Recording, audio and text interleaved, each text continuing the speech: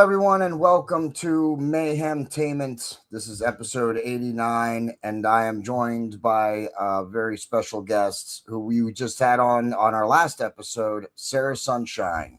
Sarah, can you hear me?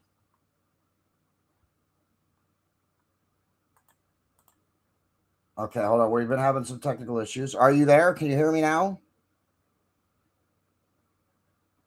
Okay, so I'm going to message her and get her to come back in because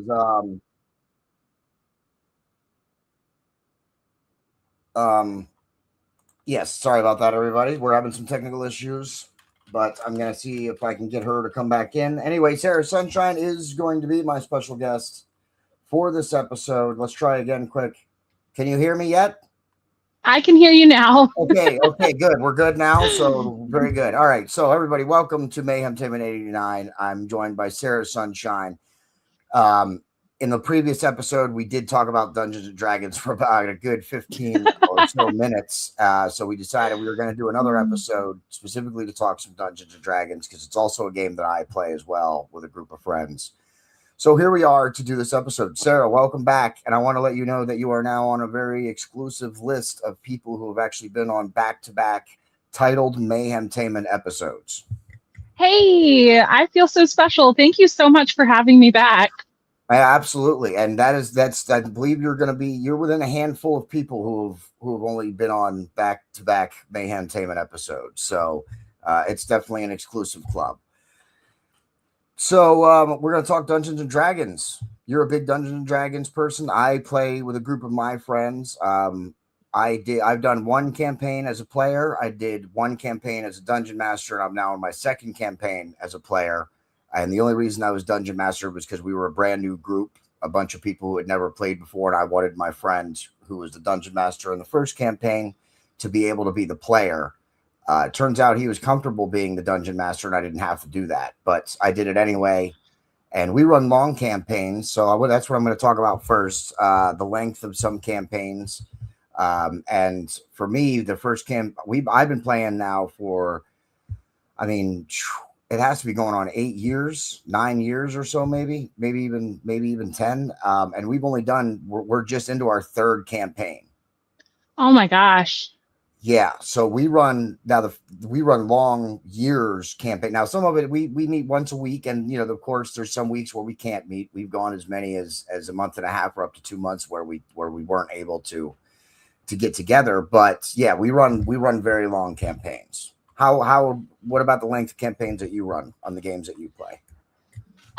So I have been a player in 3 campaigns and then one shot. The first one I was in, those guys had been playing for like 2 years. I joined the last 6 months and was not really that helpful because I picked a hard class to play. We will talk about classes in a moment. Yeah. So, and you've been a dungeon master yourself, right? Yes. So I ran my first campaign starting November of last year. We played for like 2 months, and then because of scheduling, we had to stop playing together. But then I was fortunate enough to find 2 kids. I say kids, they're like 20 and 21. Yeah. So, they feel like children. Yeah. And they were like, oh, we just lost our dungeon master. Like, we're so sad. And I was like, oh, well, I have an idea for a campaign. Like, would you guys like me to run a campaign for you?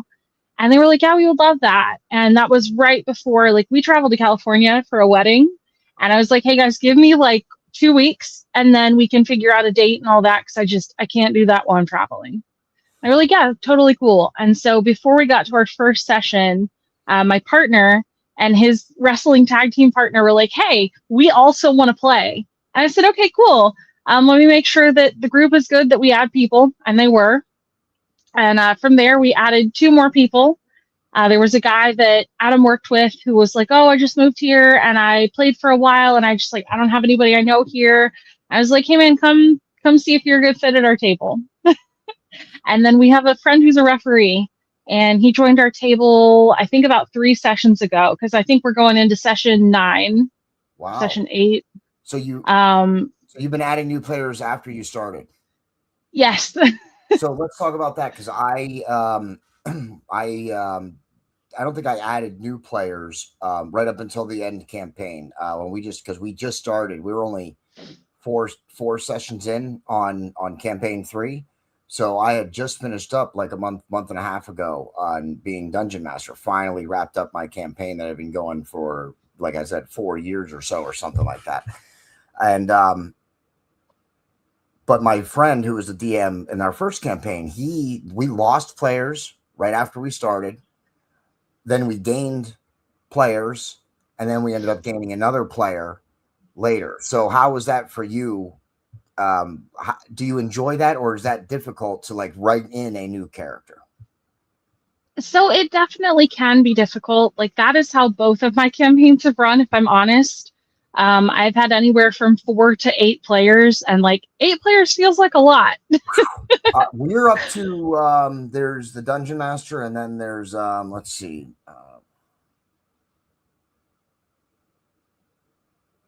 I think we're up to 6 of us. We have 6 of us and the dungeon master right now for campaign 3. It's the largest our group has been. That is currently, so I'm the dungeon master and I have 6 players. We're about to lose one.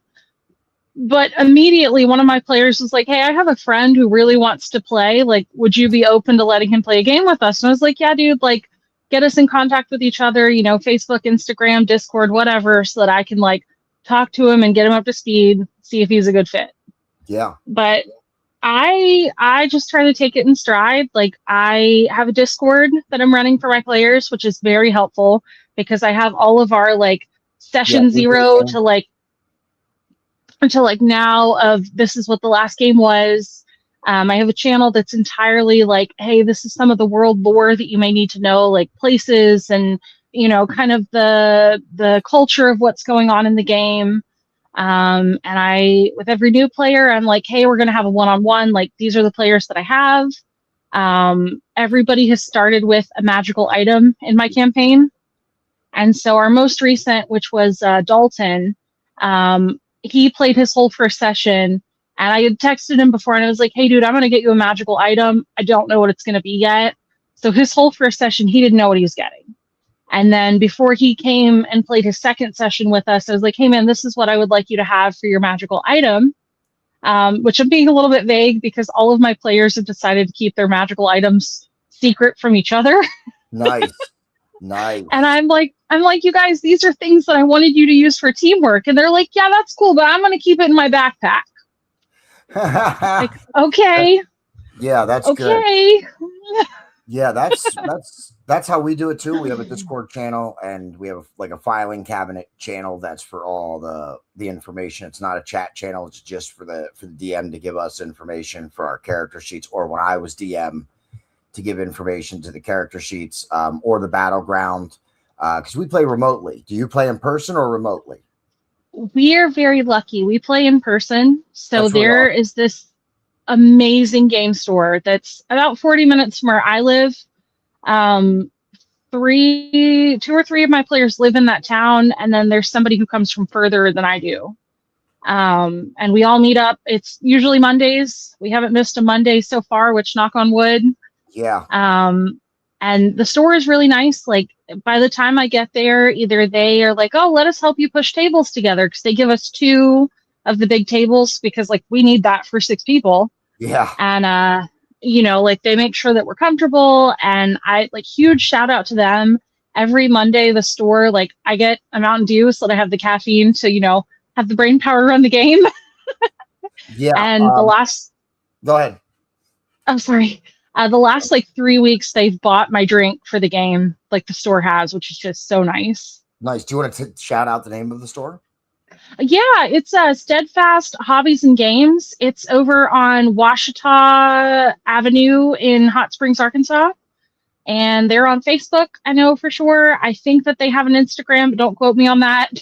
Okay. We will look them up on Facebook and give them a share out on the Mayhem Media page. Please do. Like they deserve so much credit, and genuinely everybody there is so nice. Like I know just about everybody who works there's name at this point. And they're always like, oh, what's going on in your game? What's this? What's that? Like one of Yeah. the guys who's worked there a long time, his name was Frank. And Frank one day, like I was setting up and I was, trying to get the game board out and all the pieces and all of that. And he came over and he said, hey, I just want to let you know I really enjoy how you run your game. I was like, oh my gosh, I didn't know you were paying attention to me, but like, thank you so much. Yeah. That's well, you got a whole board, so you do the whole interactive thing.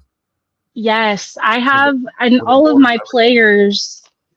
So we started with little like standees. I don't know how well Yeah, that's showing up on camera, you can see it. You but know what? Let me big box you. Let me big box you quick. That way people can see it better. There you go, everybody.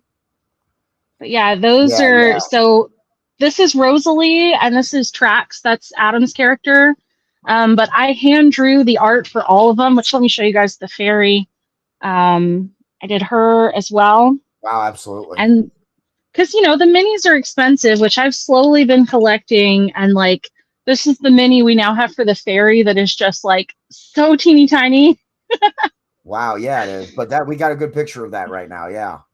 People who are watching on your cell Um, phones, if you can't see, then I encourage you to check out this part where she's showing us the stuff like on your computer so that you can see it on a big screen. Because you might not be able to see it on your cell phone, but clearly on my monitor, I can definitely see what you're putting up. but yeah, I've DIY'd quite a few. Like I'll show you guys this one, and I still need to paint this, but this is like a mimic door that I made Yeah, that is because I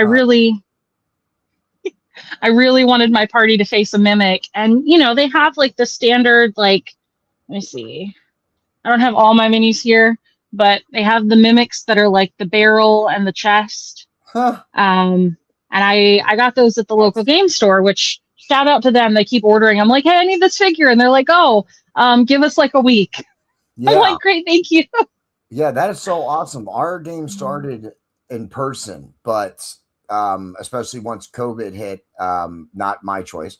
The group as a group, they decided we should start doing remote and stuff. And I that's fine. Whatever people wanted is fine. But we haven't gone back to in person, especially now.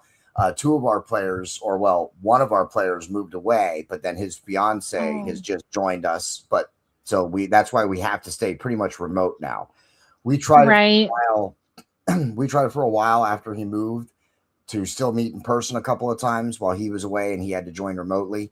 And it just wasn't, the group, and only one person being remotely just wasn't working the same. It seems to work better. We all get in a Discord chat together, and that's how we've been playing is virtually at this point.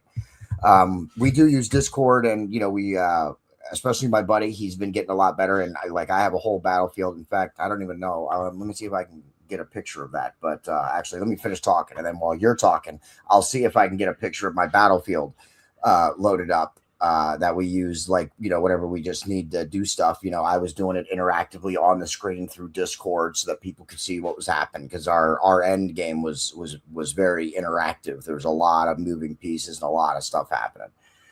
That's crazy though that we never, even in person though, we did not do figurines and boards. We were notebook. I mean, our first campaign, for the first 6 months of our first campaign, we were notebooks and pencils and pens. Like we didn't even go digital right away. Like we all wanted to play with writing stuff down and stuff. And then of course we realized how much easier it was that we could still kind of play that way, but on our devices. Especially for me, Right. rolling dice is not the easiest thing for me to do with my disability and my hands and stuff, especially weird shaped dice. I can do 6-sided dice, not a problem. I've been doing that my whole life.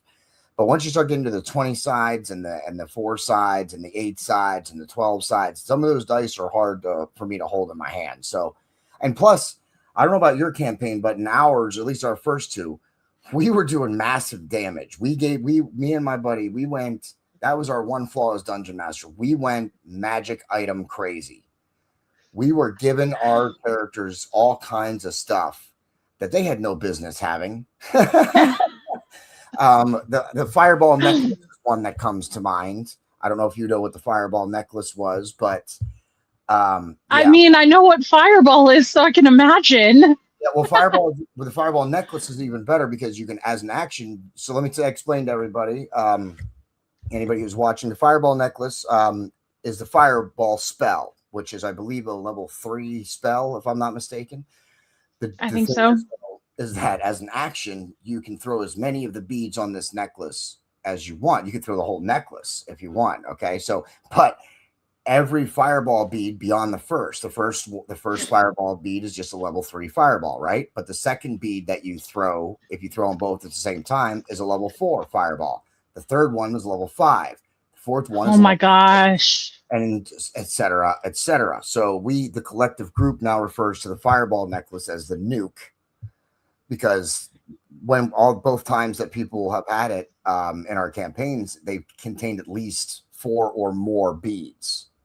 So at third level, if you throw all 4 beads, you're casting a third, fourth, fifth, and sixth level fireball. And that's plus the magic items we would give each other, or, we were giving away as DM, and my buddy as DM. We were just giving our, just cool stuff. We liked it. Same with gold. I don't know about you and your campaign, but we completely screwed up our world economy through the first 2 campaigns. Like, my players had hundreds of gold by the end of the campaign. So, and that's like an impossibility. That's not the way it's supposed to be. Like, adventurers are supposed to be able to get, some gold, but not like, hundreds or 1,000 gold across the whole campaign. So my buddy this time, though, has reined in the magical items for campaign 3 and reined in the economy for campaign 3 to try and get us back on track with it. So you only So go ahead. Sorry. No, go ahead. I chose to handle the gold in my game a little bit differently than some games, because I like to think that 1 piece of gold is equivalent to $1, because that's easy math for me. Yeah. And I know that a lot of people are like, oh, 1 gold is like $100, but we don't do like silver or copper or any of that. Like, it is just gold coins, like in Skyrim. And because of that, like, a lot of my prices where it's like, oh, if you're looking at like the player's handbook or the DM handbook, where it's like, this should cost this much, I'm like, well, it's going to cost this much. Yep. In the first 2 campaigns, we got to gold so quickly, we had no need for silver or copper. That was gone. Like, we were both done with silver and copper by the second or third sessions, and in both the first 2 campaigns, we were just, that's the way we stuck with, was gold. Like I said, my buddy's reined in the economy now. So copper and silver are much more prevalent. Gold is the thing that you're saving for at this point. So, like I said, he's reined in the thing now. You said you don't really use gold, or the silver and copper, and you kind of treat it as dollars. Now, the way we do it is we do 100 copper equals 1 silver, and 50 silver equals 1 gold. Is how we do our currency in ours. Okay. That seems. Go ahead. Sorry. It seems really smart to do it that way. Yeah, and actually, we were, like I said, we messed up the economy so much that we actually gave away platinum pieces in the first 2 campaigns as well. So, which is the equivalent, I believe, of, I don't know if we were doing 100 or 1,000, but a platinum piece was the equivalent of 100 or 1,000 gold. So, oh my God. We messed up way too much. Yeah, we messed up way too much. We were buying buildings and continents, and that leads me to my next point that I want to ask you about. In our world, we're building a world. So the first 2 campaigns, and even the third one now, is existing in this world that we are building. The first 2 campaigns took place in kind of on the same main continent. And in my campaign, I expanded the world in a direction to start including other continents and other land masses and stuff. And now in the third campaign, we've gone almost all the way across the world to like a new kind of continent, where it's just starting out and stuff. Have you done that with your campaigns, or is like each campaign a unique individual solo standalone story? So my first campaign was set in the North Pole in like a very vague way. I may or may not have kidnapped a bunch of children. That's okay. Things you can say in D&D and nowhere else. yeah, absolutely. I want to remind everybody about Dungeons and Dragons here. My second campaign, like, I made an entire planet that I'm slowly fleshing out the map. Like, I have a few cities on there. I have a rough of like, hey, this area is a desert. Like, this is mountainous. This is, the North Pole, because I would like to revisit that first campaign. Like, nobody at my table was around for that campaign. And so I've been very heavily like, you're currently meeting one of the main characters from that campaign. So I really want to tie it together and have them go like 20 years back in the past and deal with that. Right. I have another idea that's coming up because one of my players is about to move, and I was like, hey, like we can't meet as often because you live an hour in the other direction. But I was like, we could get together like once a month or twice a month or something where we can fit it in and still hang out. Because I found a couple up where she lives now that were like, hey, we've never played D&D. We want to give it a shot. I'm really good at attracting new people. I don't Yeah, know. that's great. You should start a business, a D&D business. Hey, do you want to have a D&D game? You can hire me to be your dungeon master. I thought about it. I would like to develop my skills a little bit more before I consider being a paid DM, on top of wrestling gear and on top of part-time job cleaning and wrestling. Like it's a pretty full schedule, but one of the content creators that I watch on YouTube was talking about like she has done paid DMing for a couple like bachelor parties, and that seems like such a fun like go do a one shot. But yeah, Yeah. I have two brand new people that are where my girl's moving, and I was like, all right, let's all get together and play a one shot and see if we're a good fit. Yeah, now talk about a one shot. You mentioned that earlier. I know what it is, but for anybody who might not know. So a one shot campaign is a campaign that's meant to be played in one single session, typically in a few hours. If you purchase one, which I purchased a goose themed one off Etsy, I'm super excited to run that one. It gives you kind of the idea of how many players you might want to have for the campaign and like what level those characters should be. Whereas when you were doing like a full long campaign that runs a long time, like you can start your players at whatever level you want to. Mhm. Most of the campaigns I've played in, we started at least level 3. I started my group at level 1 because I had 4 brand new people. They had played a couple like single sessions before we added Max and Dalton, who both have a little bit more experience. But I was like, well, let's start from the base and like learn our abilities together. And so that's the difference between a one shot and a Yeah. campaign. Yeah, no, that's exactly right.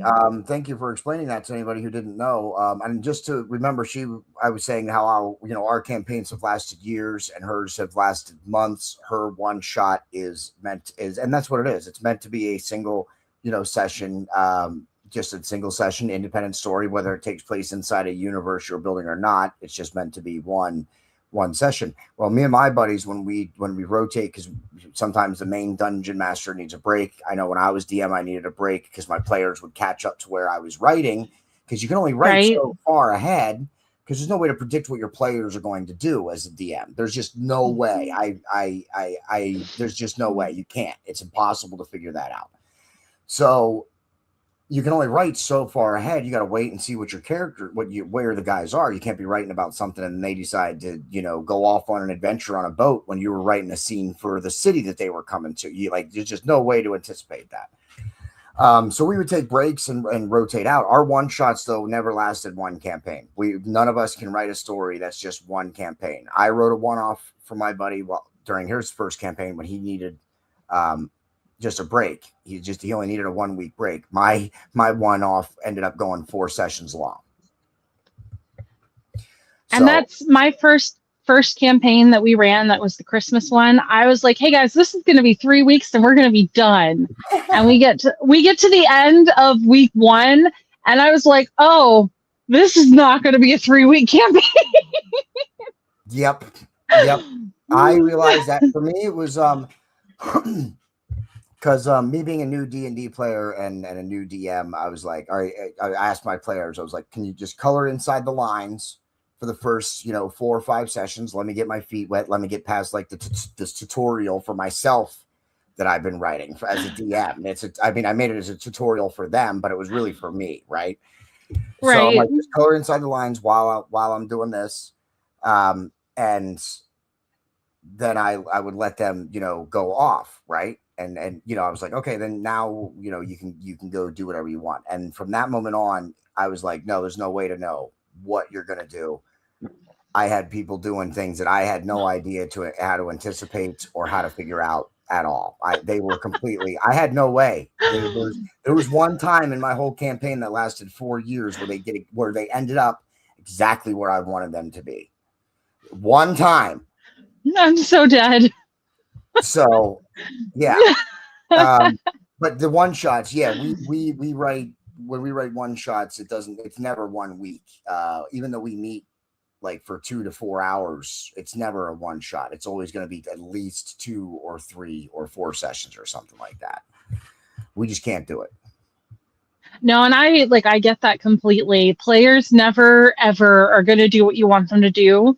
And I will say, so like the campaign that we're currently playing, one of my players touched a very cursed item and changed the world forever. And so they've been slowly picking up clues that there are 7 relics that they have to collect and take to this specific location.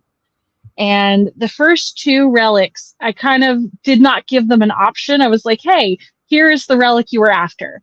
Because for brand new people, like I'm not trying to railroad. I want you to have freedom. Yeah. But they kind of needed a little bit more of the hand holding. And that's okay. Yeah. Like I will bring this up. I made these cute little spell books. So they're on like they're on like a binder ring, and they have like the different spell information. So my players aren't like, oh, I have shocking grasp. What's the range on that? Like it's touch. But when you have 5 players who have magic, like I'm happy to handhold a little bit to make my life easier. Yeah. Both me and my buddy being new players and having new players and stuff. Yeah, we were definitely very lenient with a lot of that stuff. And we have a house rule that everybody gets 1, meaning you get to have 1 mistake. And as long as it's reasonable, like you can't be like in combat and then way after combat be like, oh, I wanted to do this, like, right. But if you forgot something on your turn, you're like, oh, wait, I forgot, and we're already a turn ahead into the next person's turn. And they're like, oh, wait, I wanted to do this on my bonus action. And then we can be like, okay, well, that's your 1. That's your 1 mistake. If you make another one, then it doesn't matter. That's you've made the mistake, but everybody gets 1. No, and because my players are so new, there have been several times where like I have paused a session and been like, hey guys, you specifically, like this is what you're trying to do. I understand what you're trying to do. It doesn't quite work that way. So like, let's see if we can figure out a way that you can still do what you want to do, or at least try to. Because like the table that I learned to play with, they were super chill. Like I could be like, hey guys, I don't understand. I need help. And they would either like look at whatever I was looking at, because my first game, all of our character sheets were on our phones. My spell book was on my phone. And this table, I was like, hey guys, these are the apps I like. And they're like, oh, can we have paper character sheets? I was like, yeah, absolutely. I was like, let me print some out. And so, it was kind of a learning curve for me because the app had done everything for me. And I still, at this point, I have a 5th edition character sheet on my phone with everybody's character sheet.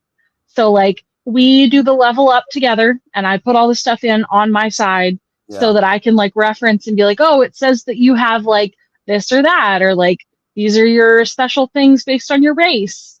Yeah, that's awesome. But yeah, I've been so handholdy. Yeah, me and my buddy, we will definitely do that too. He did it.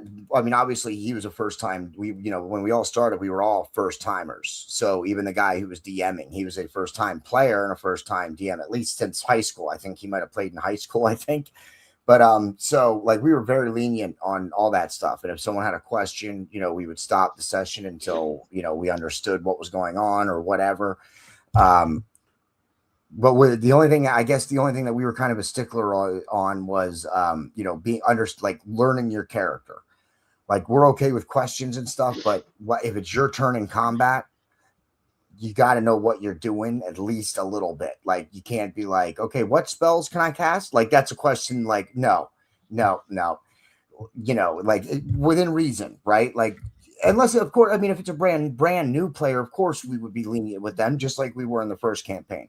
But we've all been playing Right. together now enough that we're kind of sticklers for certain things. You got to know your character a little bit going into the sessions. And plus, we always take time when we level up. If people have questions, I was always there to answer any questions. And the other thing is, we have one of our players is a dungeon master in like 3 other games. He's Oh my God.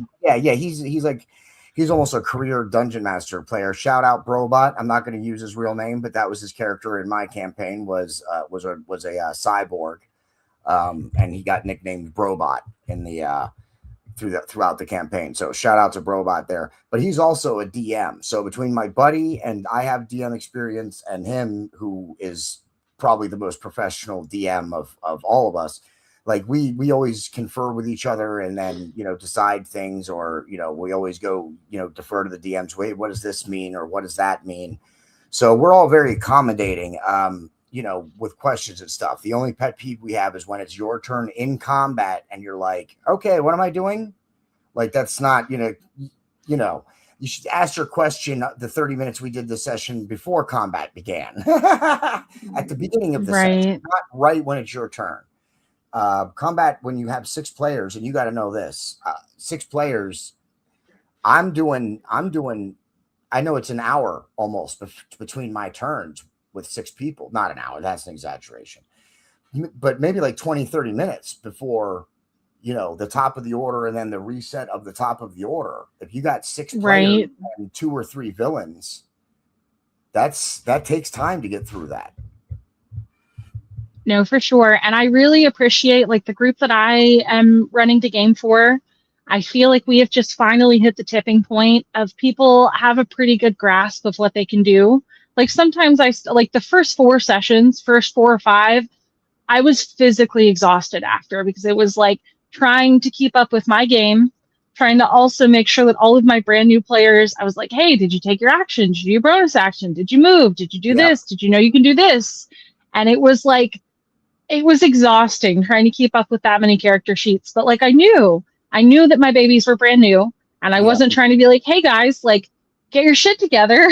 Yeah, absolutely. Of course. Yeah. There's a learning curve with D&D for sure. I mean, our first session together, like I said, we were all brand new players, and we were asking so many questions. I don't think the first session we even made it. That's why it took so long, because we were asking so many different questions about mechanics and about dice rolling and stuff. The first session was almost like not even playing, really. I mean, playing, but learning while you were playing. So the process was so slow at the beginning. But that's the way to do it. It's if you with new players, if you show them that kind of grace and teach them to play the game, it's a fun game to play. I have yet to find someone that actually doesn't like to play it, that's actually tried it. I know a lot of people who won't try it, but I have not had anybody who's actually tried it say, no, this was not fun. No, it definitely is a lot. And like, something that I did for my players that I kind of wish somebody had done for me when I was brand new, I was like, hey guys, if any of you want a one-on-one session with me, we can either play a one-shot, like a very small contained, like, check out what your character can do, or we can sit down and go over every part of your character sheet. Like, this is what this spell does. This is what this ability does. This is what this means. And 4 of my players took me up on it. And they were like, hey, like, yes, like Adam and his tag team partner together were like, hey, we'll play a one-shot. We would like to see what we can do. And I was like, okay, cool. So like, after training one day, we sat down, we played half of a one-shot, which would have been a full one-shot, but they spent like a fucking hour. They spent an hour. I had a suit of armor that was supposed to be animated, and I forgot to write down a stat block. And I was like, oh, it's a regular suit of armor. Because like, it's a one-shot. It's not that serious. Yeah. And so Kyle is playing an artificer. Adam is playing a Goliath fighter. And they spent an hour trying to animate this thing to have a friend. And I was like, what do you mean? Like, what do you actually mean? And I just... That's a great thing you just brought up there is have you done that? Have you played, I mean, I mean an NPC, but not just like an NPC in a town or whatever, but have you played an NPC as part of the group yet as the DM? Yes. Yeah, actually one of the characters I showed earlier, the girl with the purple outfit and the green background, Yeah. her name is Rosalie. She is 15 and they picked her up inside a dungeon they were in. She was tied up and she's going to be sacrificed. And God bless my fairy. My fairy was like, "What if we just kill her?" I was like, "You're just going to kill this child? Like, what do you mean?" Yeah. And the rest of the party was like, "Yeah, maybe we don't kill her. Like, she is a child." Listen, me and my buddy, to keep people from doing weird, crazy stuff like that, we always remind our players, you can do whatever you want. Be prepared for the consequences. So if we do something crazy, we will. I know he has done it, and I know I would have done it if someone would have gone like crazy, and even some of the stuff they did crazy, and it did influence a lot of stuff. In fact, I had a villain for them. It was modeled after the Joker, Heath Ledger's Joker, and they Okay. were in the capital city of Neverwinter. We play our continent name is Faerun, so we have Neverwinter, Half Home, Gold Cliff. There's a whole bunch of different cities and stuff, but Neverwinter is like the main, like the capital city. Right. So, and I had the Joker take over Neverwinter, just like he did in the Dark Knight. And one of my players, they let the one guy question him because the Joker had their family. So, but as soon as they questioned him and they figured out where it was, one of my players ended up in the room by himself without anybody else and killed him. So, and I was not like, that was a big thing for one of my characters to just straight, because he was secured, he was in custody, like he just straight, just offed him. So what I did is I took inspiration from the movie Fallen with Denzel Washington, and I had the Joker character. He was able to come back and inhabit various people's bodies at any time. And just like in the movie, he would always sing the tune, time is on my side. Yes, it is. So he would either hum or whistle or sing that tune whenever he was around. And then eventually they had a whole big battle, but that was not planned. None of that was planned. That was a result of him doing something drastic and offering somebody who was who was already in custody, already secured. And I as a DM, I was like, that can't go. There has to be repercussions for doing that. Right. So, and it was cool because he haunted him. He kept coming back every time, sometimes in the middle of a boss battle. Sometimes they'd just be walking through the city and they just hear the humming, and then they'd have to spend 30 minutes of a game session trying to look and see. It took them 4 or 5 encounters till they were actually able to figure out that he has the ability to just pass from one person to another. It took him another session or two to figure out that it was by touch. So like it was a whole story that was not planned. It was completely, I had to write that in after what they did. And that's what I mean about writing ahead. You can only go so far. When I started, I had a beginning and I had an end. Everything Right. in the middle really had to come across, what they were doing. I had a couple of events, things that had to happen, but I didn't know where they were going to happen. I just knew that they had to happen. So I was going to have to write it in wherever I could fit it based on where they were. So, yeah, it was, as a DM, I like when they go crazy. I like doing that, being like, hey, you can do whatever you want, but be prepared to deal with the consequences of your actions. No, for sure. My players, so like they came out of that dungeon because like I started them in what was meant to be a one-shot adventure dungeon because I was like, well, this is relatively easy. Like the hardest enemy is a bugbear, and then it was a bunch of goblins and like a goblin shaman. So like nothing that is like that hard for low-level players. And after they threatened to kill the girl, so we finished that session and I knew we were introducing Max, I think that next session, which he was our 5th player to join. And so like the party is wandering through the woods and they come across this just like old woman. She appears to be partially blind, like it is the middle of the night. Just kind of oogie spooky. Yeah. She approaches the party, and I had put such a cursed item on this woman.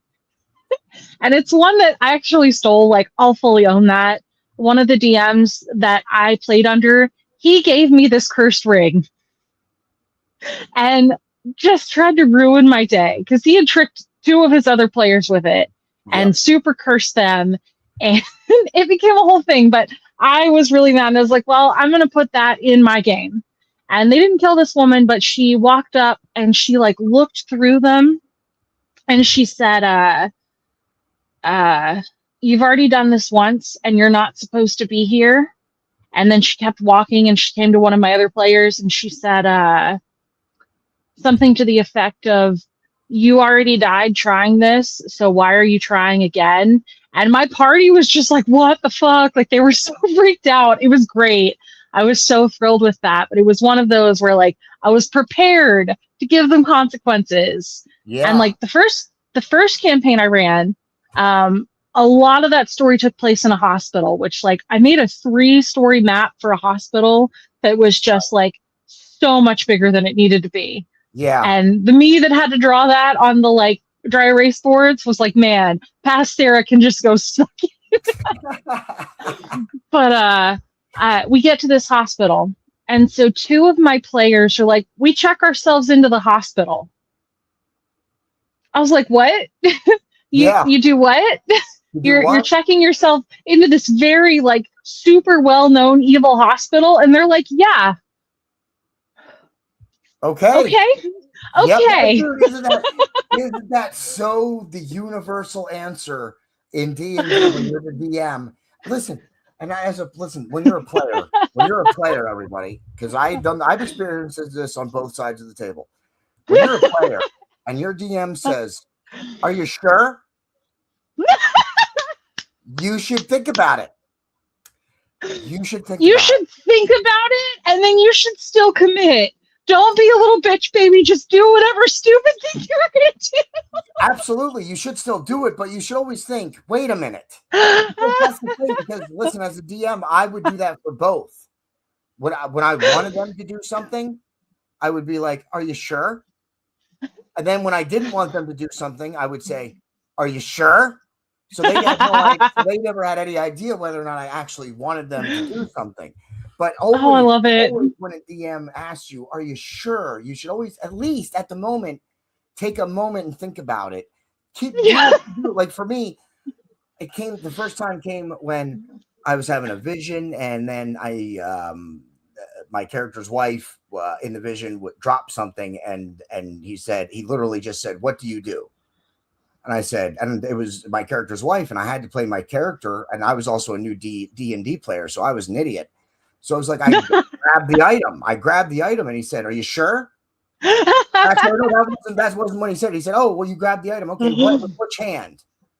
And I already knew I was screwed. So I was like, so I thought I'd throw him a curveball, and I said, both hands. And he said, both hands. Are you sure? And I said, yes.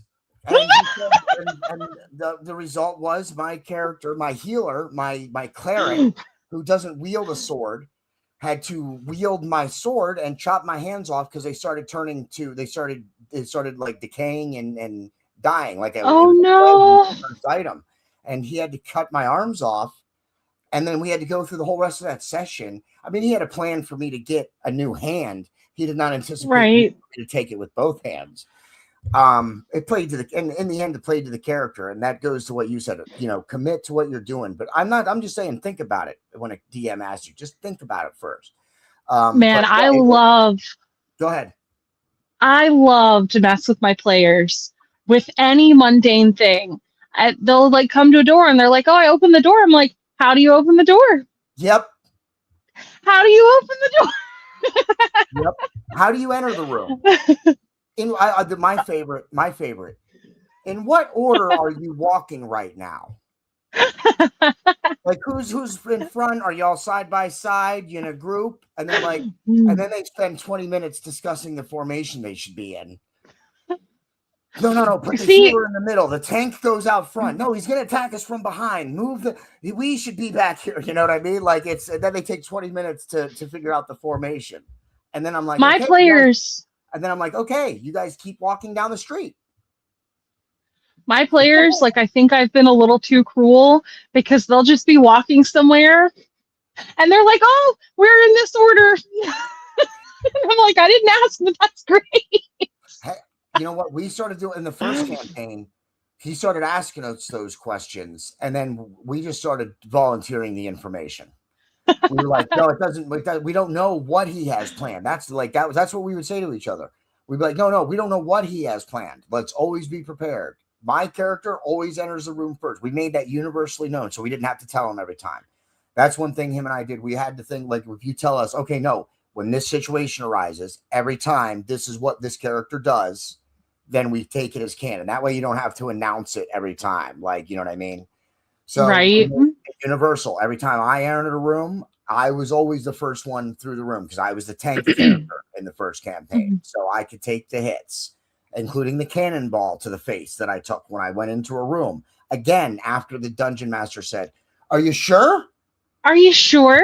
Yep. Are you sure? Yes. I'm kick that door open and barrel in there. Okay. Well, you get shot in the face with a cannon and you'll take 3d8 plus whatever, like damage. And I'm like, okay, so I'm cleric. I'm bloody.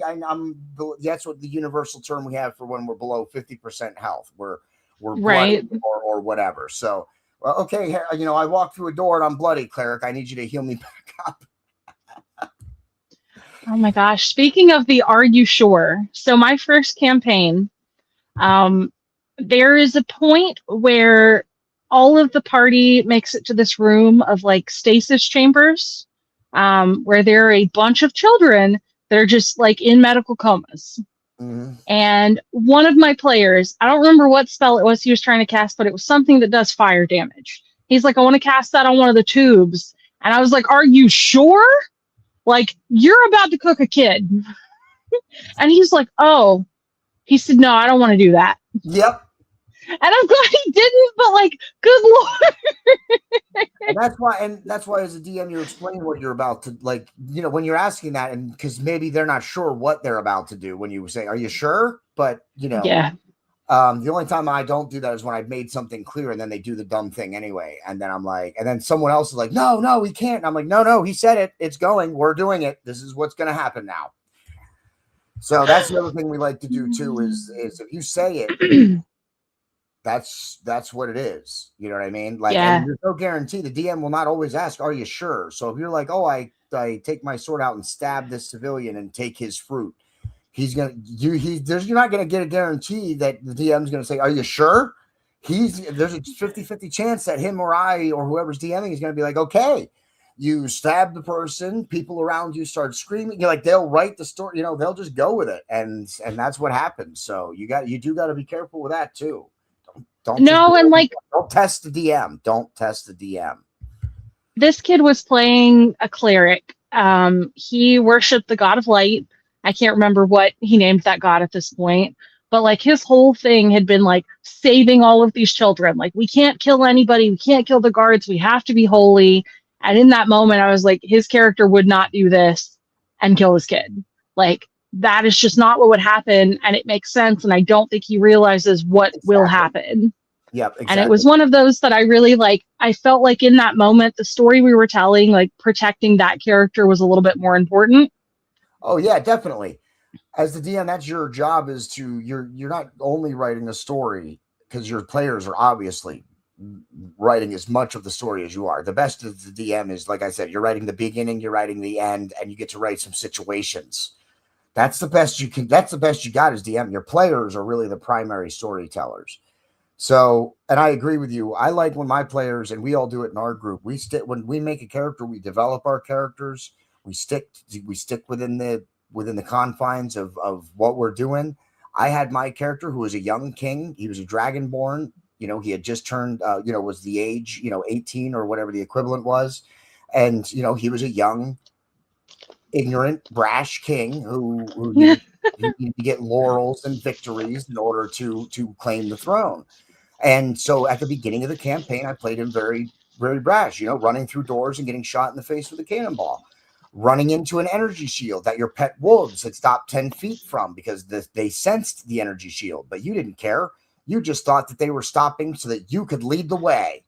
And so you run headfirst into that energy shield, So, but then towards the end of the campaign, I started playing him more maturely, because he made all these mistakes. He had all these scars from these lessons he'd learned. So then towards after halfway and stuff, I started him playing more conservatively. Like, okay, he's done this mistake before. Now he would think about it. You know what I mean? So that for me as a player, that was a cool thing for me to do.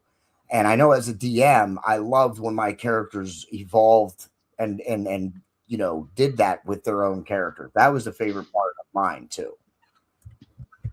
No, I do miss playing in that regard a little bit. Like I was the problem player at the table.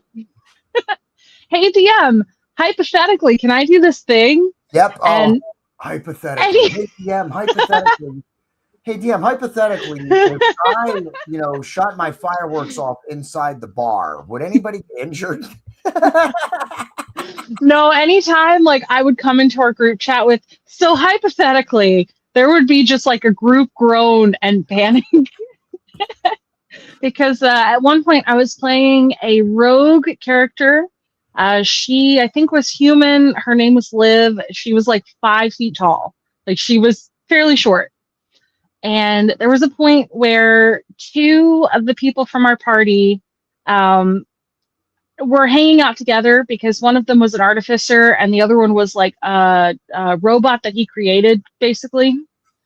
And they went to like an adult club and one of them got hypnotized and it was the artificer. And so he and the robot pretends he's hypnotized because he wants to fit in. Which was just great. Like they get taken down into this dungeon and my character was trying to steal something from behind a painting and got shut in the painting and found a tunnel. And so I make my way down and I'm hiding behind this other painting with the eye holes cut out and I had a crossbow. And so this CR9 demon daddy, which our DM said I can't call him that. He's not here, so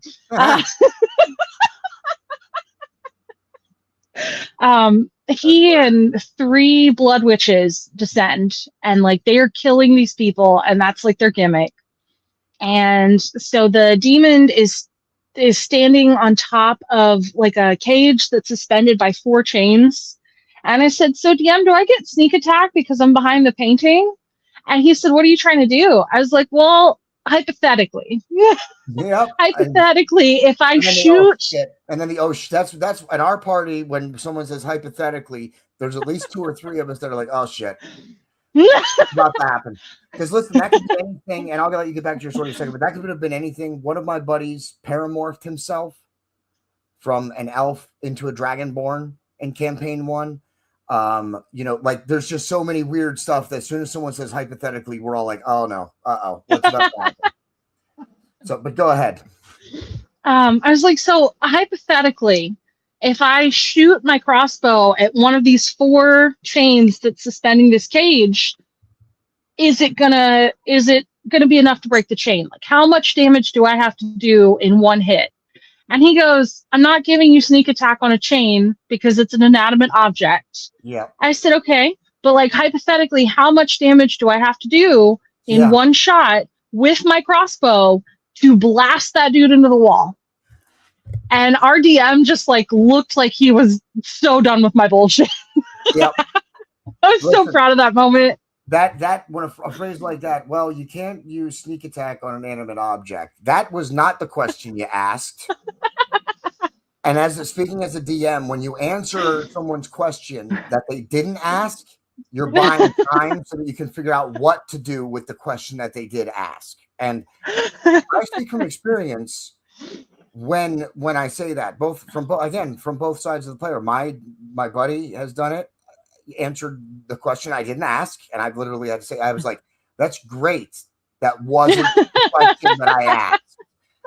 And nowhere was the question, do I get sneak attack if I shoot the chain? That wasn't the question. The question was, how much damage do I have to do to that chain in order to break it? That was the question. See, so when you get that means they're looking to buy their time, or they're hoping that you're taking their answer and they just got you off of it.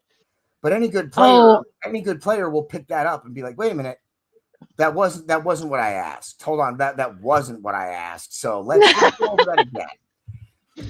So Nate was a baby DM. Like, I loved him so much. He is still such a sweetheart. I loved him as a player.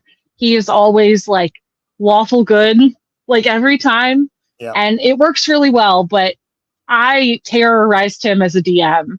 At one point, I went in our group chat and I said, so hypothetically, do all bags of holding look the same? And he said, no, I guess not. Why? And I said, well, I said, you let me have one that's a fanny pack, and I've got that, and I like that. It fits under my armor. He's like, yeah, what about it? I was like, well, I would really like 2 more bags of holding. I said, I would like 1 bag of holding, and how much water can I put in this bag of holding? Is it watertight? He said, it's watertight.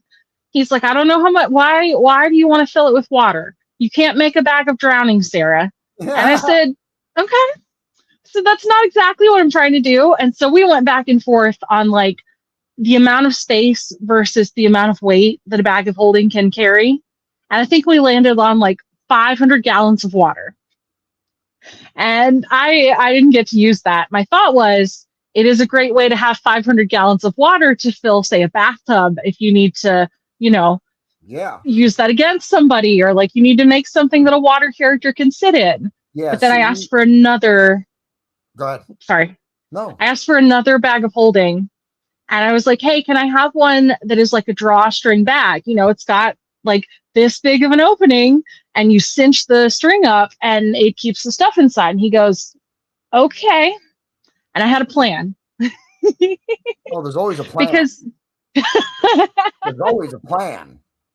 That's what we're worried about as DMs, is the plan that you have in your head. We want to know about that. We usually don't go round and round like that. We're usually like, tell me what you want to do. And then I'll tell you if you can do it. I wanted to take this drawstring bag of holding because I'm sure that you know, but for anybody who does not know who's watching, if you have a bag of holding and it gets destroyed in any way, everything in that bag of holding gets sent to the astral plane. Ethereal plane. Astral? It gets sent somewhere else. Yeah. And so my thought was, if I could get that bag over somebody's head, cinch the string up tight, and stab the bag, their head is now in a different dimension. Yeah. Yes. Yeah, you're right, actually. I understand what you were trying to do there. Yes. The answer is no. The answer is no, you can't do that, Sarah. I'm sorry. As a DM, I'm gonna have to veto that one. You can't use a bag of holding in that way. I'm sorry. He didn't give me a solid no, and I will say, if one of my players tried that, I would be annoyed as hell, but I'd probably let them do it. Listen, I screwed up my universe. My buddy's great and is doing it like he's so smart, and we're such great writers. Like he wrote the first campaign, I wrote the second campaign, he wrote the third campaign. At no point in time, other than general information, have we collaborated, and we've written like it's perfect. The stories have flown into each other. Everything he's brought in stuff from the first campaign, he's brought in stuff from the second campaign, and we're already just at the beginning. Like we've done such a good job at writing this arc together, even though we haven't really collaborated on it like really at all. So I don't know exactly where I was going with that one, with that line of what I was just saying there, but yeah, we've had many different times where people have asked us things, and we're just like, no, like, tell me what you want to do first, and then we'll tell you if you can do that, because we've gotten ourselves into problems where people are like, well, what's this? And then we give an answer, and they're like, oh, well, then I can do this, and we're like, okay, I guess. There's no change. No, there was one character I got to play, and I didn't get to play her for very long. Her name was Evie. She was an Azamar multi-class bard with a level in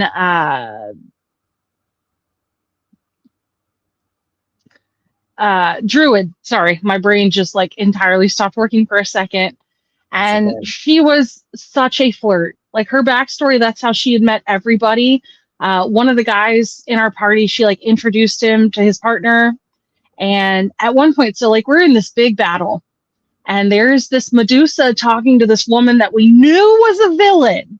We Yeah. knew that she was not going to help us. And I like moved my piece over there because we were playing in person too. Yeah. And our DM like looked at me, and I start hitting on this Medusa.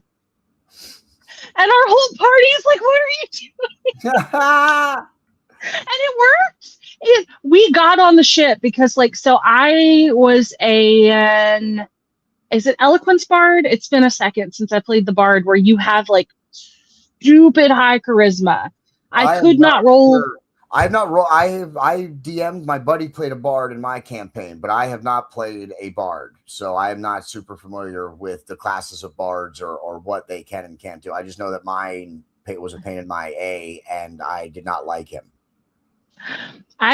Without looking at it, I think it's Eloquence, but I could not roll less than an 18 on a charisma check. That's the stuff I'm talking about. That's the nonsense I'm talking about right there. Yeah, that's the nonsense I'm talking about right there. Yeah, Well, I like don't. charisma will only get you so far. And, you know, she was very weak in other places because that DM was very much like, yes, you can have something that's super strong. Because there are people who are like, oh, yeah, I can definitely like lift. Like, we know wrestlers. Wrestlers can lift people above their head. Yeah, Are all of them charming? No. yeah. One of our players suplexed a warehouse. In the game? Yeah, in D&D. Yeah. Okay. Okay. Sorry, yeah, I guess that would we were just talking about wrestling. Yeah, I guess that should be specified. Yeah, he suplexed a warehouse, you know, like a werewolf or a were rat or a were boar. It was a warehouse, not a warehouse, a A warehouse. warehouse. I'm dead. Yep, I know, right? We all stopped for a moment when we heard that. We were like, oh no, you didn't just do that. No, you didn't. No, you didn't just do that. So, but that's the stuff that makes it fun, the weird stuff when you're, all of a sudden this house comes to life and you're like, oh, it's a warehouse. And we're like, what? And they're like, yeah, warehouse, like, werewolf, were-rat. It's a warehouse. And we were all like, oh my goodness, no way. No, we're not fighting a house. We're not fighting a house. And yeah, my buddy suplexed one. Yeah, he suplexed it. That's so fun though. I have a curse that I'm really excited for that my players haven't encountered yet. Nice. Oh, excuse me. Cursed coins. I gave my players cursed coins, and it took them a while to figure it out. I think we talked about in the previous episode just a little bit where they had to, once they had one, they had to spend all of their money, including the cursed coins.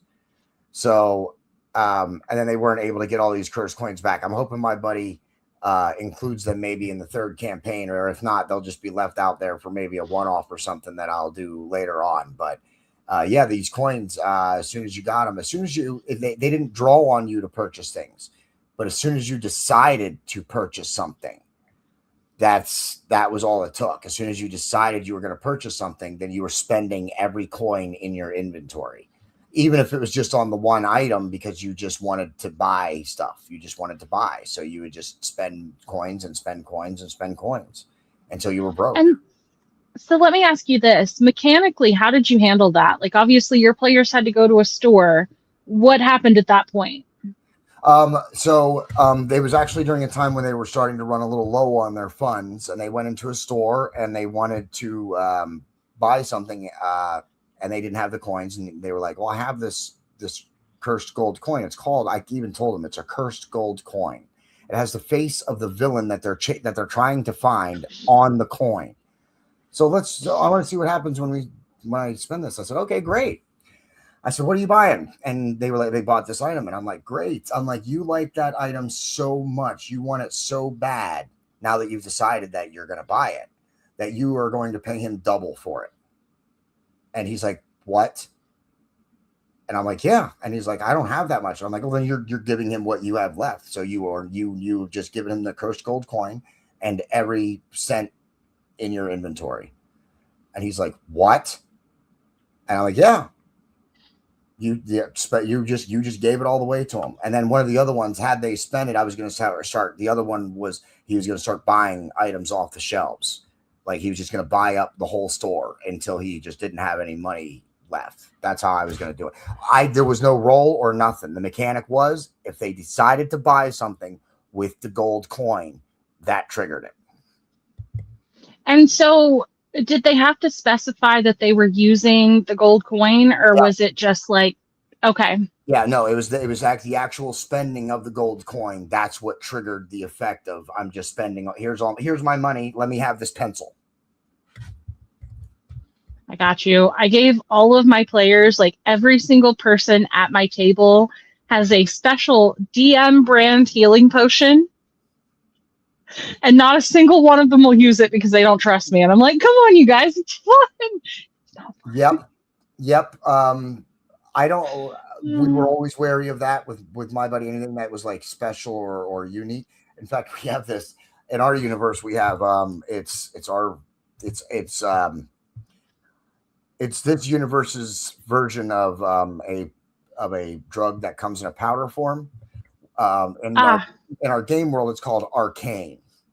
Okay, it's magical, and if there's a Constitution saving throw when you do a line of this arcane, and if you fail the Constitution roll, you roll on the magic table, and that's how my buddy ended up polymorphed from an elf to a dragonborn. Was because he did this arcane and then failed his saving throw, and when he rolled on the magic table was that he polymorphed into a dragonborn.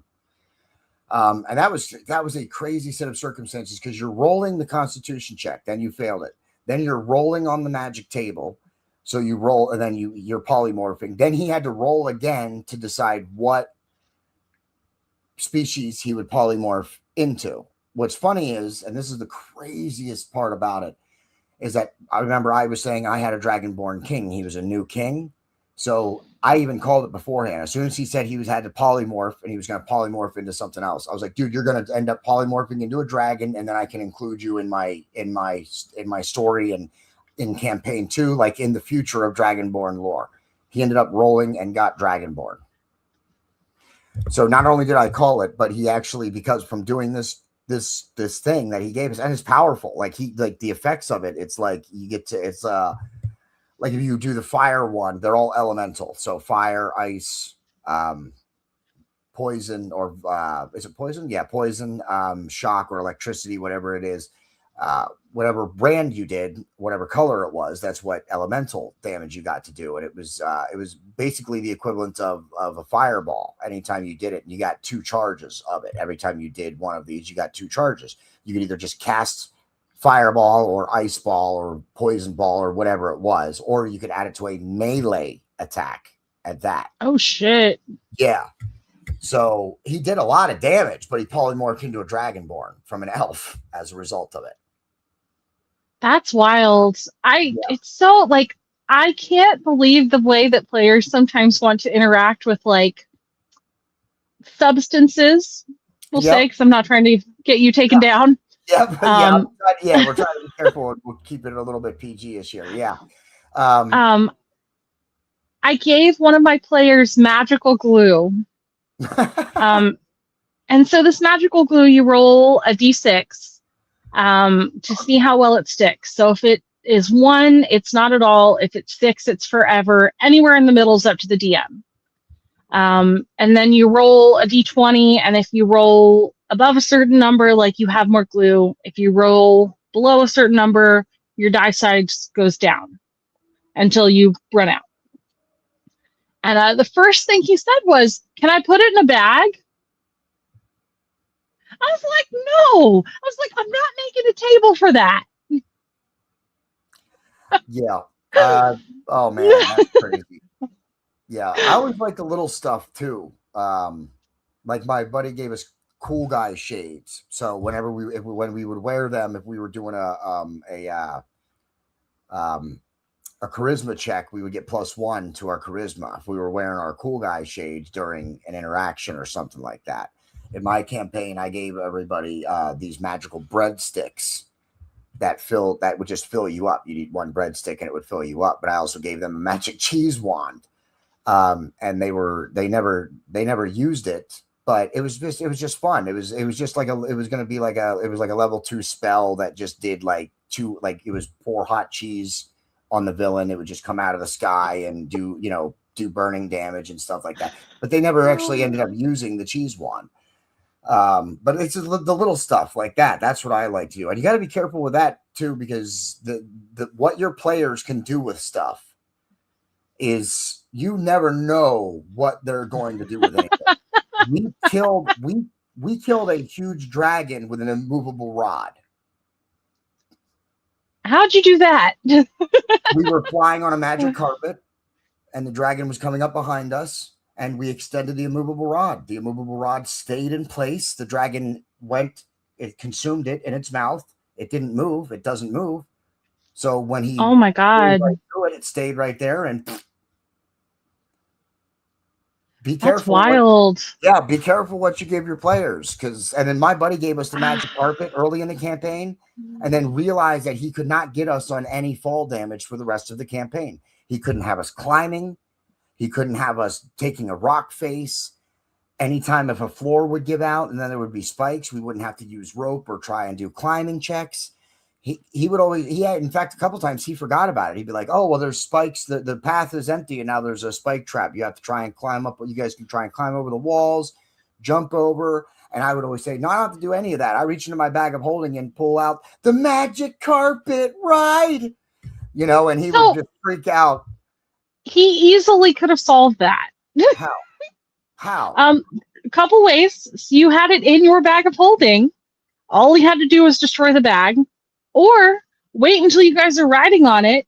And carpets are notoriously flammable. Just, you're fighting something that specializes in fire. True. Carpet catches on fire and it's gone. True. There was one.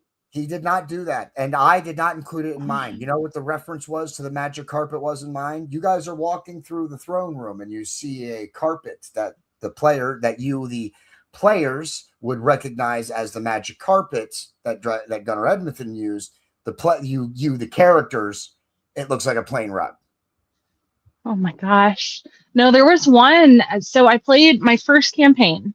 Our DM thought that he was being super clever, and he's like, hey, here's this charge that can cast I think the spell's called Black Tentacles.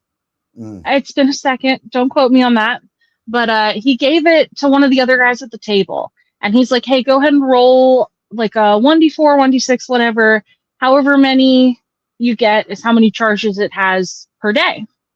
He rolled a 1, and he's like, well, I don't even want it, it's useless at that point. I was like, I'll take it, give it here. And he's like, here, fine, it's yours, I don't care. And so we get to the point where we're fighting the BBEG, who has teleportation. Yeah. And I cast it on the floor, and I grappled the BBEG, and our DM was just like so mad. I read like his whole face turned red, and I could tell that he forgot that was given to the other player, who then gave it to me. But yeah, I'm always that player at the table. Whoops. Knocked my water over. I'm always that player at the table that I'm like, oh, can I do it this way? Yep. Oh, we have one of those too. My buddy, he was the one who was actually polymorphed into a dragonborn from an elf, but he was also responsible for one of our greatest NPC characters in our campaigns, Big Dick Johnson. So we were in this town. Yep, exactly. Yep. We were in this town. It was called Nascaria.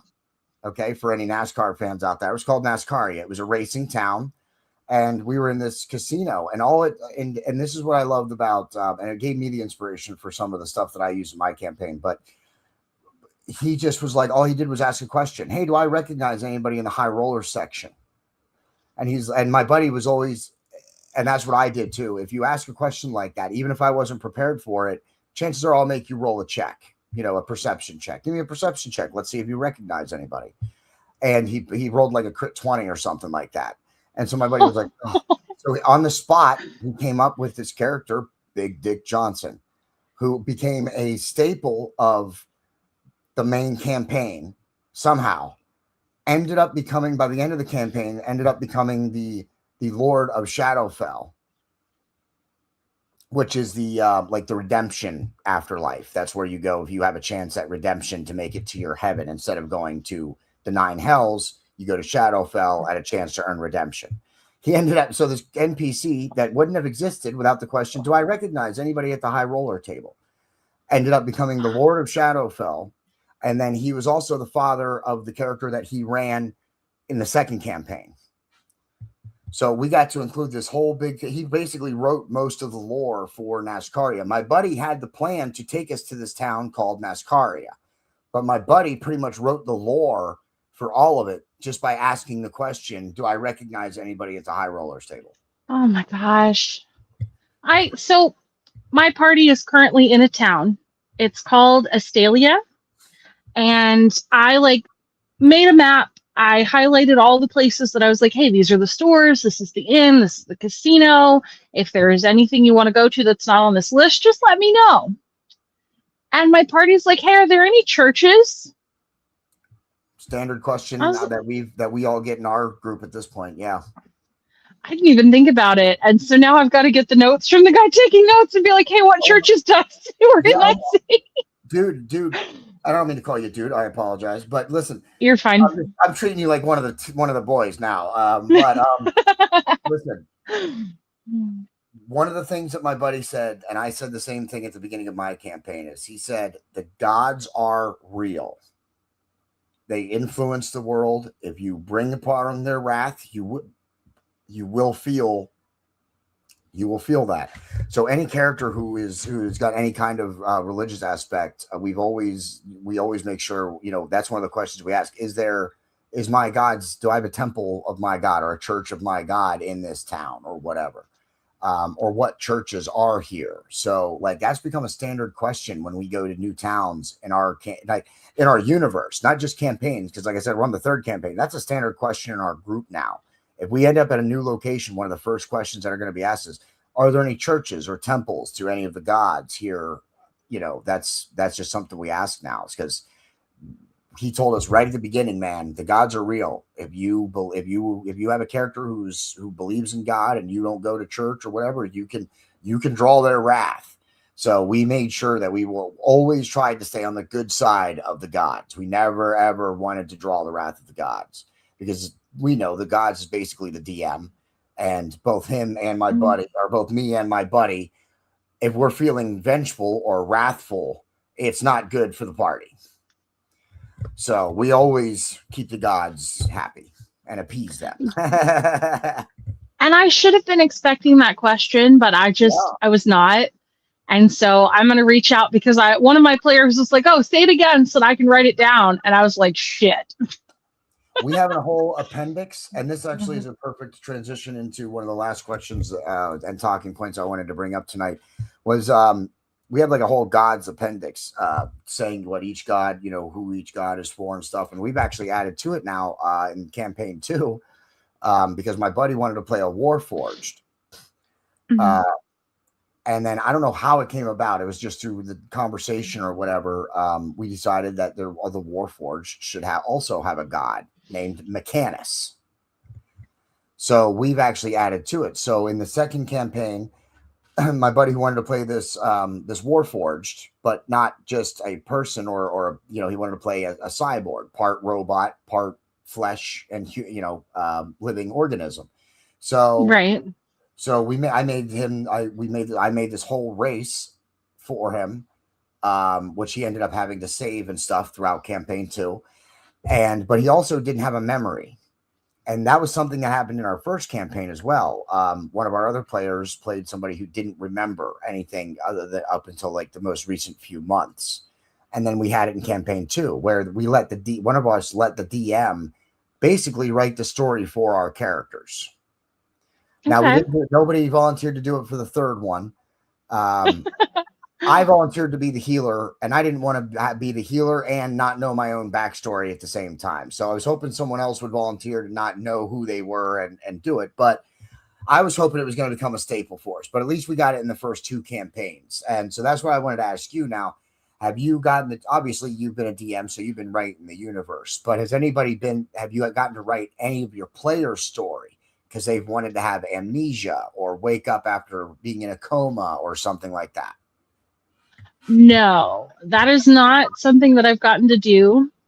I helped most of my players. I'm sorry? Would you do that if a player wanted to do that? Is that something you would do? Yeah, definitely. If that's something they were game for. I helped write most of my players' backstories and like found the connections.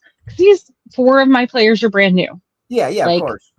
the first time I wrote a backstory, there was nothing that our DM could work with because like I didn't know what I was doing. I was like, I don't know what you want. Like I don't understand. And I don't think that really clicked until like the end of my first year of being a player.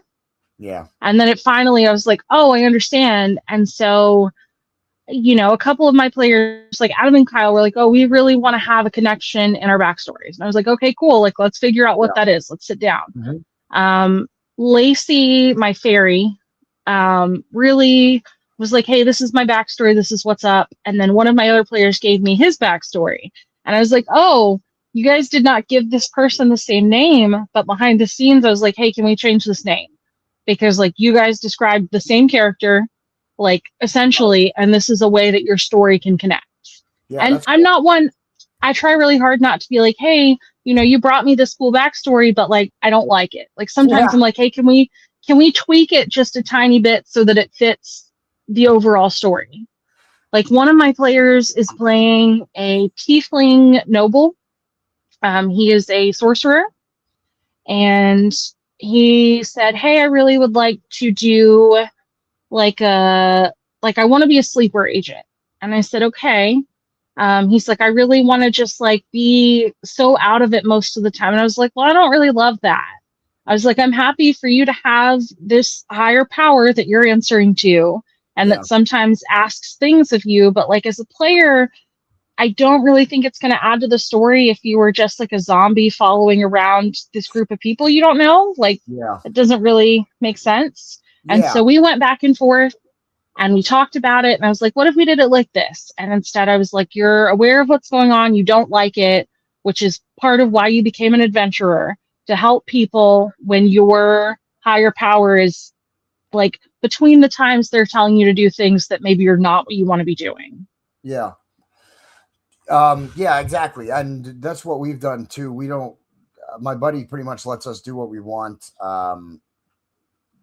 In this campaign 3, he gave us kind of like guidelines, like this is where we are, this is what's happening in the world. So your backstory needs to follow within this thing. So one of the conflicts that we're having right now, I'm really not sure how my buddy's going to deal with it. Shout out Biggie if he's tuning in, but he wanted it to be like we have through campaign 1 and 2, in between campaign 1 and 2 and 2 and 3, there's been extended periods of peace, and that's kind of been a little bit of the story that we're telling, that we have these such drastic things that happen because of these long extended periods of peace. The scales have to balance, right? That was big in my campaign too, is that there's these scales, good against evil, and it's been so imbalanced that now it's swung so back far to the other side, thus the results of some of the events that happened in my campaign. And then he just said we went through another piece. One of the players is like wanted to be be like the survivor of a great war or a great battle. And I'm not sure how he's going to reconcile that, because we've just like the opening story, the whole thing he gave us was that we're it's been peaceful since the events of the second campaign.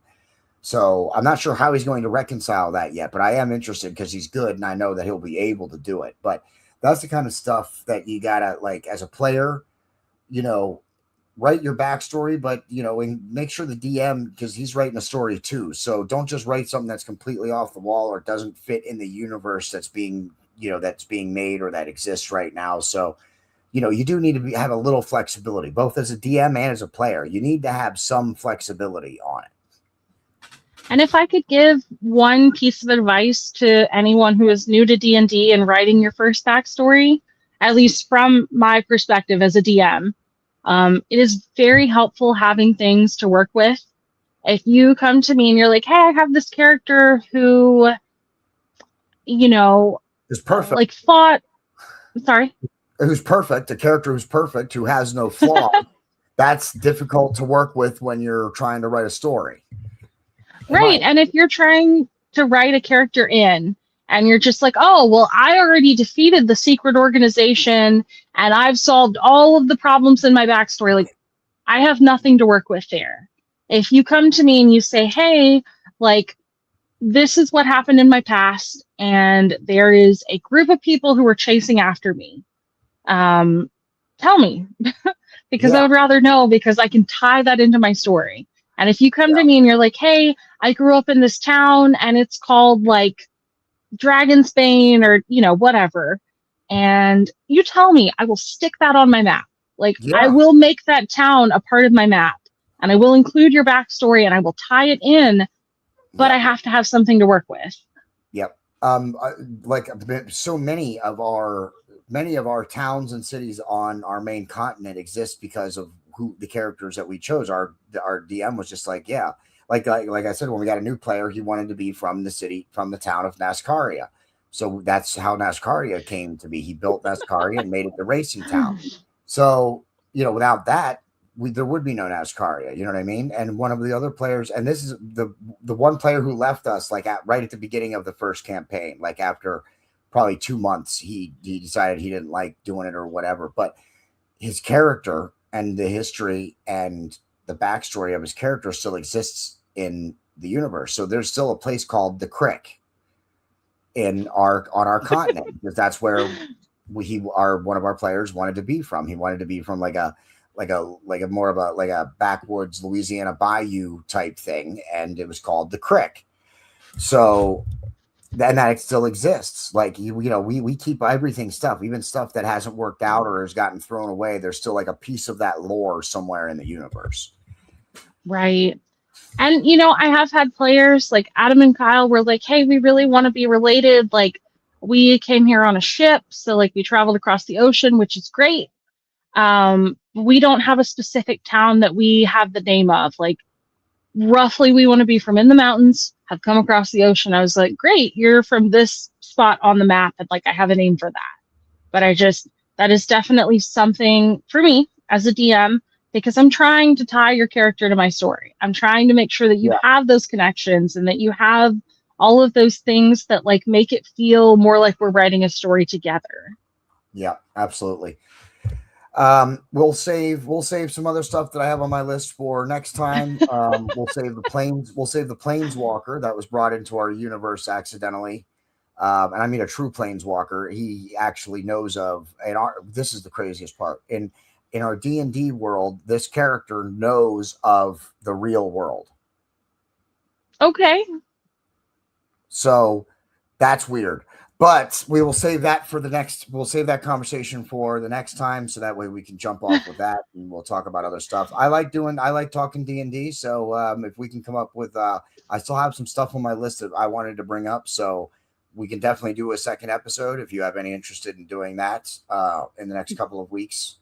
Sarah? For sure. I will say August is super packed for me. Like, we have the next 3 weeks are super busy. Okay, I would love. It'll be September for sure. Do you have any dates or any shows or anything you want to shout out or plug? Yes, I do. Oh gosh, you're gonna ask me to do this without my planner. You want to go? Okay, so I can vamp for a minute if you want to get your planner. No, I think I know the next 3 that are important. All right, go ahead. Okay, so August 22nd, we will be in Mountain Pine, Arkansas with South Central Wrestling. I'm the announcer. My partner is wrestling on that card, as is his tag team partner, Kyle, who is currently our cruiserweight champion. The next date after that, where you can look for us, we are checking out a show, oh gosh, in Memphis on the 29th, that I know is going to feature Jordan Grace and Jonathan Grisham. They're trying to set a world record with the Battle Royal, but still somewhere you can see me. After that, I think our next date is September the 12th with Haybarn Championship Wrestling. Again, I'm the announcer. Adam and Kyle wrestle mostly as a tag team there. Adam Shepard, Kyle Love. And that is going to be in Prescott, Arkansas, which if you follow any of the pages, South Central Wrestling, Haybarn Championship Wrestling, like it has the full poster with the date and the time and the address, because I've proven I can't say addresses on camera. I've tried. I'm not good at it. I will. If you want to link me to some of those pages, I'll make sure we share out those events on the page as well.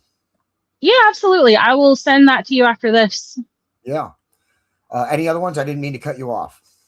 No, you're good. Yes. So South Central Wrestling is every fourth Saturday in Mountain Pine. So that'll be the 22nd this month. Next month, that is the, oh gosh. Let me help you out. I think you said the fourth Saturday? Yes. The 26th of September would be the fourth Saturday in September. Okay, so the 26th of September, we'll be back in Mountain Pine. Those shows are always such a blast. It's a really good, like, close-knit community, but definitely great talent comes through there. I highly recommend, if you have the chance, either check those out. South Central Wrestling does have a YouTube channel. I think it's SCW Arkansas. But I'll link that to you as well so you can share it. All of our shows go up within the month following. So he does multiple episodes, and you can check out the different parts of the show and the wrestlers. And of course, all of their information is linked. Those are my two home promotions, and I'm very, very fond of both of them. So like, please give us a shout. Feel free to follow me on social media. I'm Miss Sarah Sunshine on Facebook, Instagram. I'm Sarah Show Support on YouTube, which I'll link my link tree again. Yeah, and I have in the description of this video right now, if you're watching live, I actually have both your Facebook pages. I didn't know which one you wanted me to link in the description, so I linked both. I think it's your personal and your public one. I can take the personal one off there if you want. Totally fine. Okay. I have, so with Facebook, if you are not set up as a business profile, you can't push towards monetization, which is what I learned after making the other one. Gotcha. Yeah. A lot of people have learned that. Yeah, absolutely. So, and ultimately, that's the goal. Like, I've had a huge amount of. So we want to push people to Miss Sarah Sunshine, because that's the public page, the one that you'll eventually be able to get monetized. Yes. So that's the one you know there, and make sure that's the one you go follow. Of course, you can go to the other one and give her a friend request. Maybe she'll accept it. But the public one is one you can just follow. You don't have to worry about a friend request, and then that way you can be updated on what she has going on. Was there everything that's going on with me? Yeah, I didn't mean to cut you off again, but if there was anything else, go ahead, please. No, all good. It's so hard with the videos. Like, there is always that little bit of lag, and like, I know that neither of us is trying to talk over the other one. But yeah, just you're using a phone.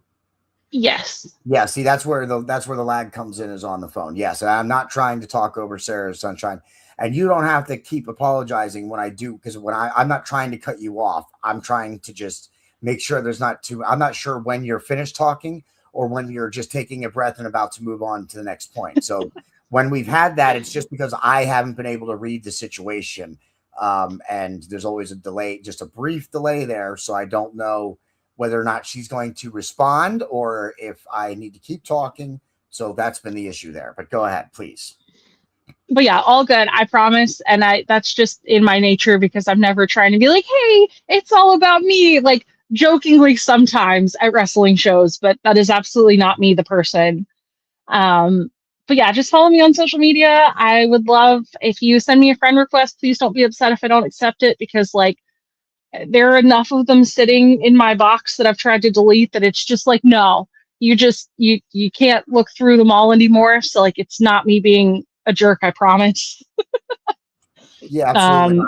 The public page is where you want to go if you want to follow, Sarah Sunshine. If you're a fan and that's what you want to do, then go to the Miss Sarah Sunshine. Also, because even if you are friends with her, why wouldn't you want to help her get monetized? So give her a follow and go check out her content there, not her personal page anyway. And I don't accept any friend unless they are a colleague or someone I have on the show, a guest or a colleague. I don't accept friend requests from people I don't know, which is why I never plugged my own personal Facebook page. But I wasn't sure which one you liked because I noticed you just started the public page. So I wasn't sure how you were handling that. Now that I know, I'll make sure we push the public page so that we can help you, get the followers and what you need to get monetized. No, and I will say, like, a lot of my wrestling bookings come through my main page because it'll be like, oh, you've been following our show and we saw that you Yeah. do shows. And like, I'll often get tagged in some of the shows that I've announced on. So like, I'm not upset about that. Like, you definitely can find some of those links. And a lot of my new page is kind of the stuff from my TikTok, which is jokes. It's D&D stuff. I'm mostly here to brighten people's days. You're always a great guest to have on. I always enjoy conversations with you. It's so great to have someone that wants to come on the show and actually talk Dungeons and Dragons on an episode. I've been wanting to do this for a while, but I can't find any players that have ever wanted to actually come on an episode and talk about it. So I can't wait to show this to my D&D group, and maybe one or two of them will want to join me on the next episode that we're planning. So stay tuned. I'm sorry. Did you have anything else to plug? Okay, just wanted to make sure so I didn't cut you off because you know me, I always have to go on for about 10 minutes before I close out an episode. Marcus Frederiksen is going to play us out as he plays us in and out of every episode of Mayhemtainment. Make sure you go check him out, reverbnation.com/Marcus Frederiksen. He is gone, but he is not forgotten. We keep his music alive here on Mayhem Media. So go check it out. Share out your favorite song and tag us in that because I would really like some people to start doing that.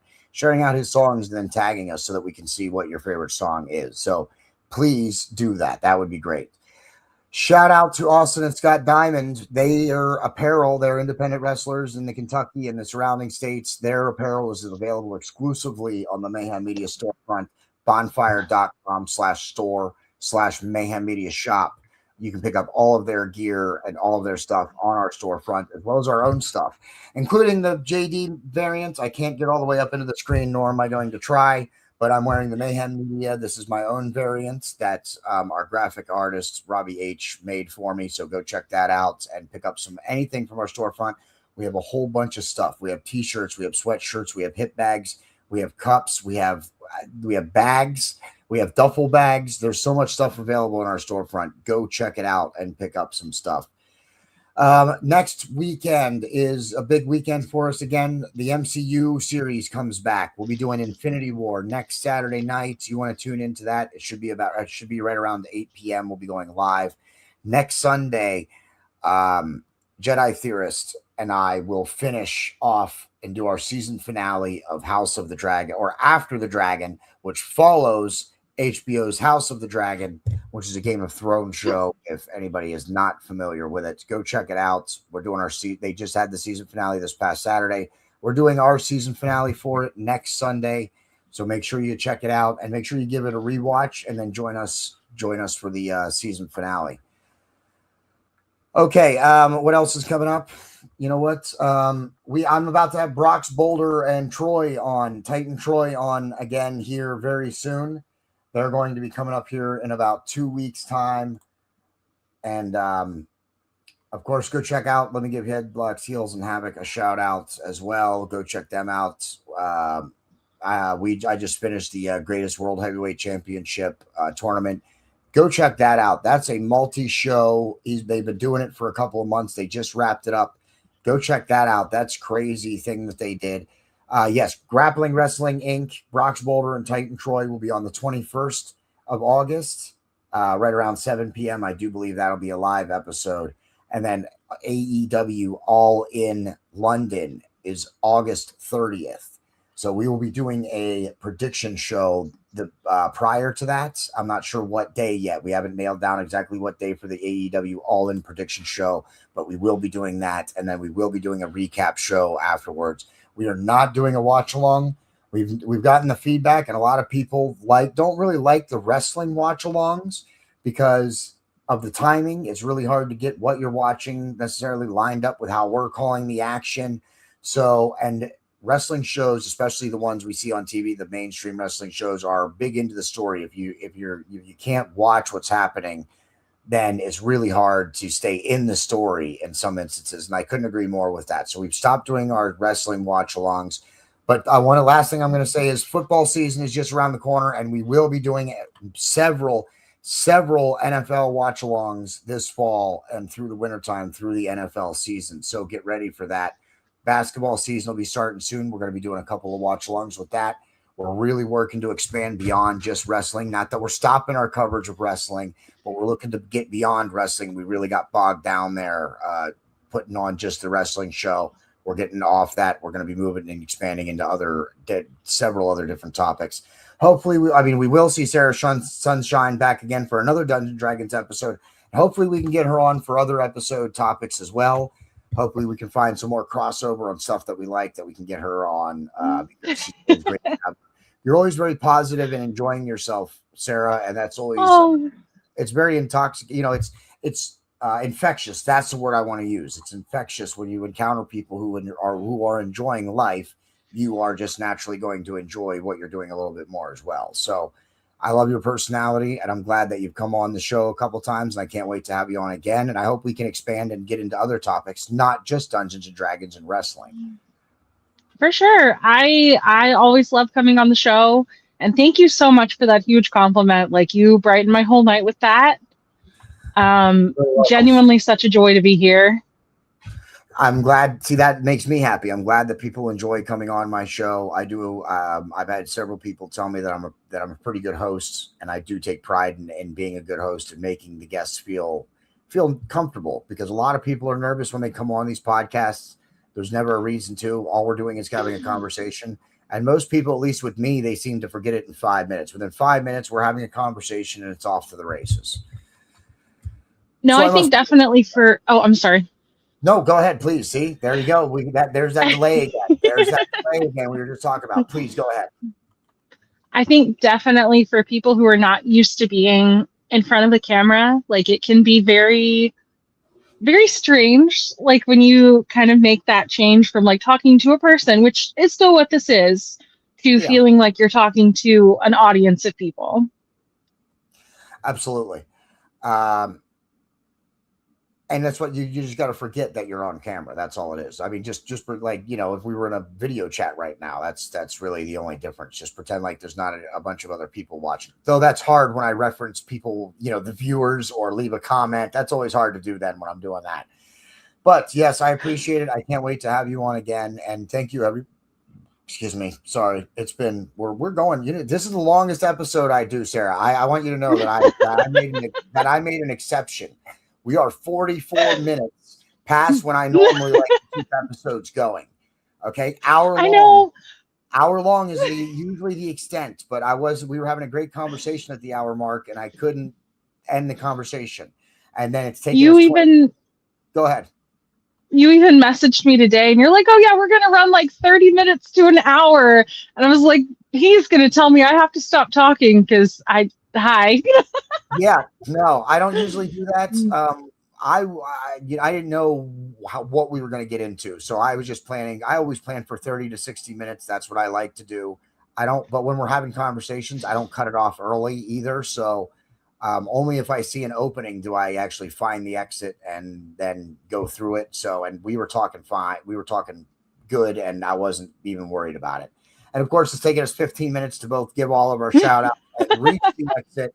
So that's why we're at an hour and 45 minutes and not an hour and 30 minutes, or not even an hour, which is where they normally are. But please leave us a comment, hit the like button, share this episode out, support us so that we can continue to grow and put on this content and showcase people like Sarah and the other independent wrestlers and the other podcasters and the other people that we have on as guests. That's the ultimate goal, is we support each other. We can all lift each other up. There's enough room for us all to succeed. So hit that like button, hit that share button, and help us out. That costs nothing, by the way. I know I mentioned the storefront. Yeah, it costs money. It costs nothing for a share. It costs nothing for a like. It costs nothing for a comment. Only a few moments of your time. So please do all of that and help us continue to grow. Go check out Sarah Sunshine on Facebook, and all her other social media stuffs will be available in her link tree, which I will put in the description of this video as I did the last one. I'm going to share out both these episodes over the next couple of days also. So please share it out. I don't care if you saw it once. Hit the share button the second time and hit that like button the second time as well. Sarah Sunshine, thank you very much for coming on the show. I am your host, the bad guy of podcasting, JD. And that's the end.